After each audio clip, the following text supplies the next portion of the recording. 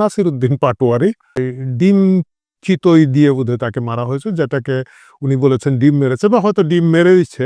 এবং তিনি শুধু একা আহত হন নাই, এখানে প্রায় ১ ডজন শিবিরের নেতা এবং একজন এনসিপির নেতা আহত হয়েছেন। আমি বুঝলাম না, উনি নিজে এনসিপির নেতা, উনার সাথে তো এনসিপির লোকজন বেশি থাকার কথা, কিন্তু এনসিপির একজন আহত হয়েছেন এবং আম শিবিরের ১ ডজন আহত হয়েছেন। ডিম ছুঁড়তে দেখলাম ১ টা বা ২ টো। ১ টা বা ২ টো ডিম দিয়ে এতগুলো লোককে আহত করে ফেলা, এটা কিন্তু আমি সেই কলেজের যারা ডিম মেরেছেন তাদেরকে সাধুবাদ দিতে হয়। তাদেরকে আমি আশা করি যে জাতীয় ক্রিকেট দলে সুযোগ দেওয়া হবে। যদিও ক্রিকেট খেলা হচ্ছে না আজকাল এবং ক্রিকেট আমরা বিশ্বকাপে খেলব না। আমাদের ৩ আসিফ মিলে সেই বুদ্ধি বের করেছেন। কিন্তু তারপরেও ডিম দিয়ে যদি ১ ডজন লোককে আহত করা যায়, তাহলে একটা ক্রিকেট বল দিয়ে আমি সিওর যে ১২ জন প্লেয়ারকে আউট করে দেওয়া যেত।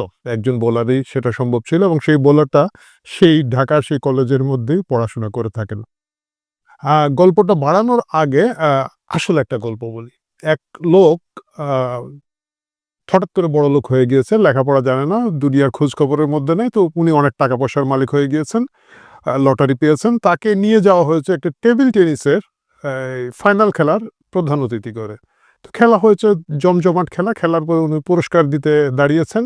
তো প্রধান অতিথি একটা বক্তৃতা দিতে হয়, তাকে বক্তৃতা দিতে ডাকা হয়েছে। তো উনি বলছেন, "আমি যে হালায় হারছে হেরেও ধন্যবাদ দেই না, যে হালায় জিতছে হেরেও ধন্যবাদ দেই না। আমি ধন্যবাদ দেই হেই মুরগিটারে, যে হালায় এমন ডিম পাচ্ছে ২ টা লোকে পিড়াই দে। কিছুই করতে পারল না। ডিমটা হালায় ফাটলো না।" সেই ডিম নাসিরউদ্দিন পাটোয়ারির উপরে পড়েছে। আমরা পুরো ঘটনার নিন্দা জানাই, তীব্র প্রতিবাদ জানাই, ক্ষোভ জানাই এবং আমি সিওর যে আমার দর্শকরাও তাই করে থাকবেন। এখন সেই ডিমের আলাপের থেকে আমরা চলে আসি এই যে নাটকের রাজনীতি, এই যে অভিনয়ের রাজনীতি, শুধু ডারবি নাসির না, ডারবি নাসিরের সাথে তার যে লোকজন আছেন, তার যে পুরো পলিটিক্যাল পার্টি একটা আম কি যেন ন্যাশনাল কি পার্টি? অনেকে বলেন কমেডি পার্টি। এই পুরো পার্টিটা এনসিপি যে এই যে কমেডির জায়গায় চলে আসলো, জামাতের ৩য় বাচ্চা, তারা কি আসলে এইভাবে আর সফল হবে? আমার কথা হচ্ছে এইভাবে তারা আর সফল হতে পারবেন না। যে নাটকের মাধ্যমে তাদের উত্থান, যে বিভিন্ন ধরনের আ মেটিকুলাস পরিকল্পনার মাধ্যমে তাদের উঠান, তারা যেভাবে মানুষের সিম্প্যাথি পেয়েছিলেন, সেই সিম্প্যাথি এখন আর নাই।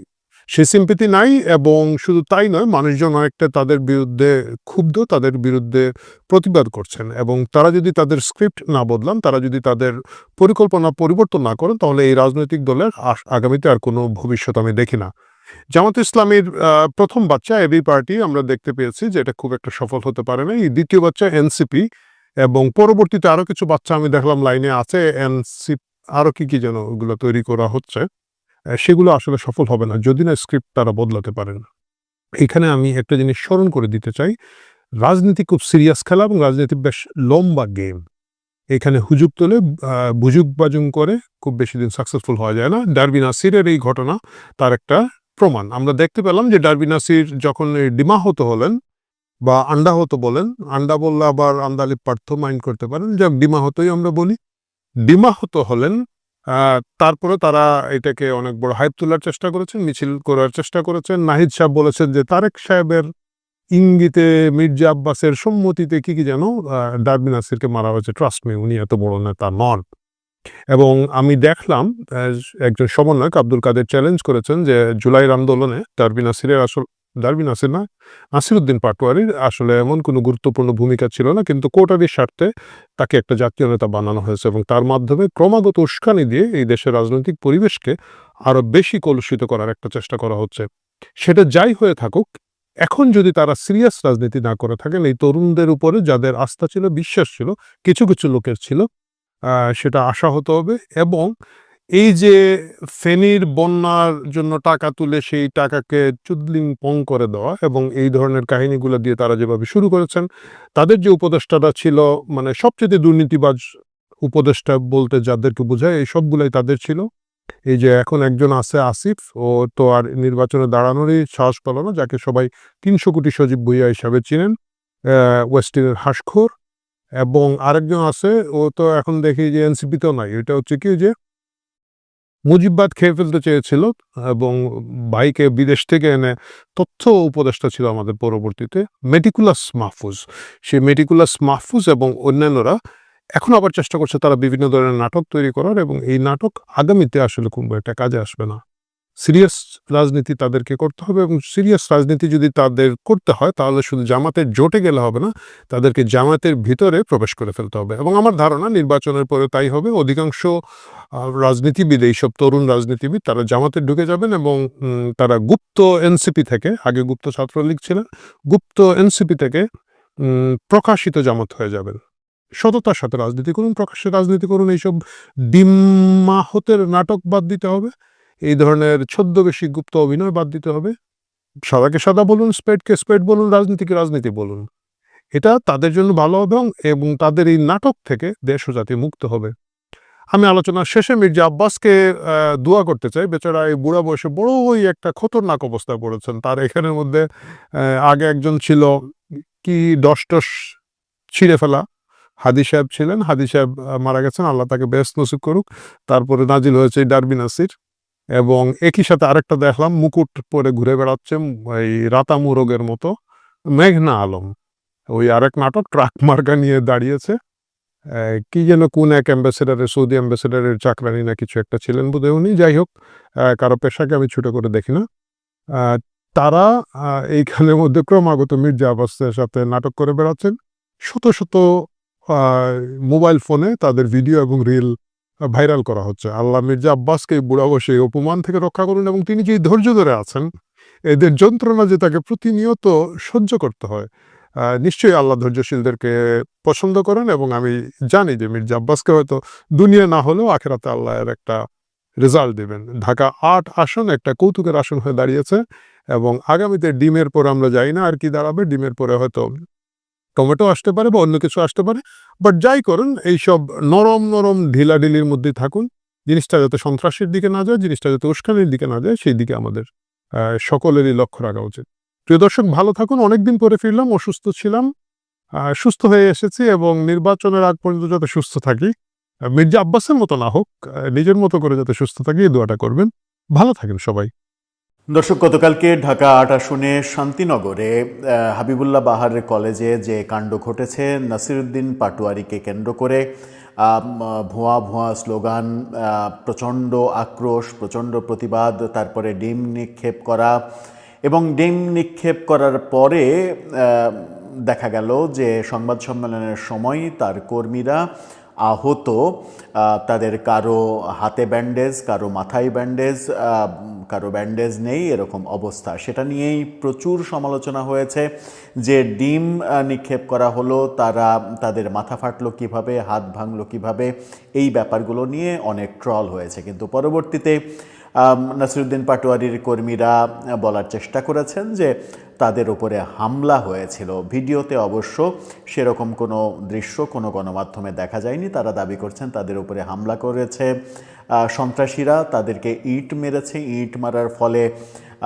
তাদের মাথা ফেটেছে, এবং নাসিরউদ্দিন পাটোয়ারিকে সেভ করতে গিয়ে তাদের হাত কেটেছে, এবং সেই হাত ছুরিতে, চাকুতে কেটেছে, সেরকম অস্ত্র ব্যবহার করা হয়েছিল, এরকম অভিযোগ তারা করার চেষ্টা করেছেন, আমরা দেখেছি। কিন্তু সেই ঘটনাকে কেন্দ্র করে নাসিরউদ্দিন পাটোয়ারির পাশে যে ছেলেটাকে দেখা গেছে, সেই ছেলেটার ছবি নিয়ে সামাজিক যোগাযোগ মাধ্যমে তোলপাড় শুরু হয়েছে। গত বছর জুলাই মাসে সচিবালয়ের সামনে ছাত্রলীগের এক কর্মীকে, এক নেতাকে গ্রেপ্তার করার ঘটনা আমরা দেখেছিলাম। সেই গ্রেপ্তারকৃত ছাত্রলীগ নেতার ছবির সঙ্গে এই ছবিটা মেলানোর চেষ্টা করা হচ্ছে, এবং মিলিয়ে বলা হচ্ছে ছাত্রলীগ কদিন আগেই যে ছাত্রলীগ ছিল, এখন সে নাসিরউদ্দিন পাটোয়ারির দেহরক্ষীতে পরিণত হয়েছে। এই ব্যাপারগুলো আলোচনা হচ্ছে। আমরা একটু মিলিয়ে দেখার চেষ্টা করব যে এটা আদৌ সত্য কিনা, যে অভিযোগগুলো এবং যে লেখালেখিগুলো সামাজিক যোগাযোগ মাধ্যমে হচ্ছে সেগুলোর কতটা সত্যতা পাওয়া যায়, কিংবা নাসিরউদ্দিন পাটোয়ারির পাশে যে ছেলেটা আছে সেই ছেলেটার পরিচয়ই বা কী। বলছিলাম, নাসিরউদ্দিন পাটোয়ারির পাশে থাকা যে ছেলেটা, সেই ছেলেটার সঙ্গে তুলনামূলক চিত্র আঁকা হচ্ছে। গত জুলাই মাসের 22 তারিখে সচিবালয়ের সামনে আটককৃত এক ছাত্রনেতার ছবি দুইটা স্ক্রিনশট আপনারা দেখে নিন। একটা উপরে নিচে এভাবে দেয়া হয়েছে, একটা এসএ টিভির স্ক্রিনশট, সেখানে নাসিরুদ্দিন পাটোয়ারির পাশে থাকা বড় চুলওয়ালা তার সঙ্গে তুলনা করা হচ্ছে। সচিবালয়ের সামনে থেকে ছাত্রলীগ নেতা আটক, তার কাছ থেকে বোমা উদ্ধার করা হয়েছে। 22শে জুলাই এসএ টিভির যে খবর, সেই খবরের স্ক্রিনশটটা ব্যবহার করা হয়েছে। একই স্ক্রিনশট আবার ভিন্নভাবে পাশাপাশি রেখে এটা তুলনা করা হচ্ছে যে এই দুই ব্যক্তি একই ব্যক্তি। যে ভিডিওতে দেখা যাচ্ছে যে 22শে জুলাই, গত বছর 22শে জুলাই যে ছাত্রলীগ নেতাকে সচিবালয়ের সামনে থেকে গ্রেপ্তার করা হয়েছিল, সেই ভিডিওর সামান্য একটু অংশ দেখে নেব, ওই চেহারাটা দেখে নেব। এই যে দুই চেহারাটা আমরা পাশাপাশি দেখলাম, এই দুই চেহারা পাশাপাশি দেখার ফলে সামাজিক যোগাযোগ মাধ্যমে যে বক্তব্য দেওয়ার চেষ্টা করা হচ্ছে যে ছাত্রলীগ নেতা এখন নাসিরুদ্দিন পাটোয়ারির পাশে দাঁড়িয়েছে, তার দেহরক্ষী হয়েছে, তার কাছের জন হয়েছে, এভাবেই কখনো ছাত্রলীগ ট্যাগ দিয়ে গ্রেপ্তার, তারপরে তার নিজের লোক, এই ব্যাপারগুলো তুলনামূলক চিত্র আঁকা হচ্ছে। এবং অনেকে এটাও বলছেন যে ওসমান হাদির যিনি হত্যাকাণ্ডের যে মূল নায়ক হিসেবে অভিযুক্ত ফয়সাল, সেই ফয়সালকেও বলা হচ্ছে একসময় ছাত্রলীগ করতেন, আদাবর ছাত্রলীগের নেতা ছিলেন, এরকমটা মোহাম্মদপুর আদাবরের ছাত্রলীগের নেতা ছিলেন, এরকমটা বলা হচ্ছে। এবং জাহাঙ্গীর কবির নানকের কাছের মানুষ, এগুলোও বলা হচ্ছে। কিন্তু পরবর্তীতে আমরা দেখেছিলি যে ওসমান হাদির সঙ্গেও তার প্রচণ্ড সখ্যতা, এবং সখ্যতার পরে যে হত্যাকাণ্ড, নির্মম হত্যাকাণ্ড, সেগুলো আমরা দেখলাম। সেই ব্যাপারটাও আবার অনেকে উস্কে দেওয়ার চেষ্টা করছেন। আমরা তাই একটু খোঁজখবর নেওয়ার চেষ্টা করেছি। এই দুটো ছবি মেলানোটা খুব মুশকিল, চেহারা দুটো প্রায় একই রকম লাগে। একই রকম যেহেতু লাগে, সেহেতু এই তুলনামূলক চিত্রটা, বিশেষ করে আওয়ামী লীগের অ্যাক্টিভিস্টরা এই তুলনামূলক চিত্রটা আঁকার চেষ্টা করছেন। আমরা অনেক খোঁজাখুঁজি করে একটা ভিডিও চিত্রের সন্ধান পেয়েছি, যেখানে নাসিরুদ্দিন পাটোয়ারির পাশে থাকা ওই ছেলেটা কথা বলছে। সেখান থেকেই আমরা জানতে পারলাম যে তার নাম হচ্ছে, তিনি নিজে মুখে বলছেন, তার নাম জাকির মাহমুদ। তিনি হাবিবুল্লাহ বাহার কলেজেরই রাষ্ট্রবিজ্ঞান 3য় বর্ষের ছাত্র, অর্থাৎ ওই কলেজের ছাত্র। এবং নাসিরুদ্দিন পাটোয়ারি যখন হাবিবুল্লাহ বাহারে যান, সেই সময় তাকে রিসিভ করেন, তিনি সহ অন্য ছাত্ররা রিসিভ করেন। তার এই ভিডিও থেকে সামান্য কয়েক সেকেন্ড একটু শুনে আসুন, তার মুখ থেকেই তার পরিচয়টা শুনে আসুন।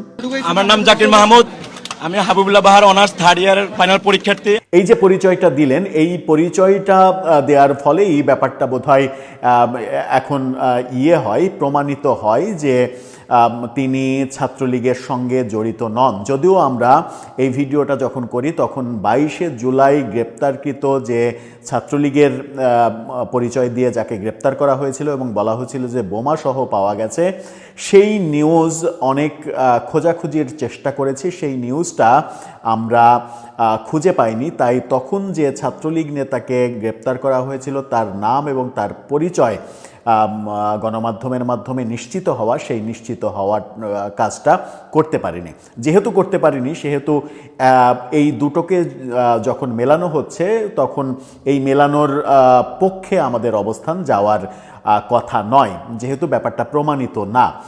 হ্যাঁ, দুইজন মানুষের চেহারা প্রায় কাছাকাছি হতেই পারে, একই রকম, যেহেতু চুল দুইজনেরই বড় বড়, একই রকম দেখতে হতে পারে। 6 মাস 8 মাস আগে, 6 মাস আগে, 7 মাস আগে চেহারা যেরকম ছিল, 6 মাস পরে চেহারা সামান্য একটু পরিবর্তন হতেও পারে।